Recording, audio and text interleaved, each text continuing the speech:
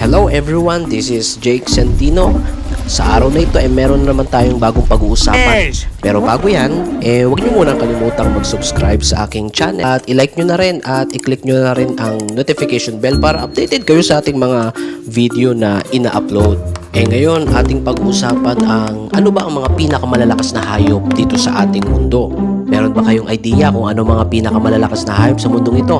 Kung meron ay pwede kayong mag-comment sa ating comment section upang ating aralin yan.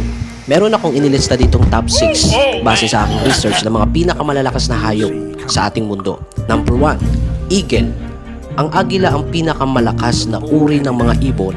Kaya nitong bumuhat ng kahit na anong bagay o hayop na 4 na beses ang bigat kaysa sa sariling timbang. Number 2, anaconda. Kaya pigain ng anaconda na isang klase ng dambuhalang ahas ang mga hayop sa pamamagitan ng pagpulupot dito. Tumitimbang ng hanggang 250 kilos ang isang anaconda. Number 3, grizzly bear.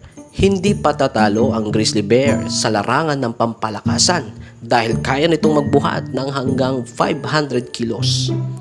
Number 4, ox. Ayaw magpahuli ng ox na kayang magtulak o magbuhat ng kahit na anong bagay na may bigat na 900 kilos o 1.5 na beses ng kanyang timbang. Number 5, gorilla. Hanggang 10 beses naman ng kanyang timbang ang kayang buhatin ng isang gorilla. Kaya nitong kumarga ng 2,000 kilos o katumbas ng 30 na katao. Grabe ang gorilla, no? And then number 6 at panghuli, dung beetle. Ang dung beetle ang pinakamalakas na insekto sa mundo.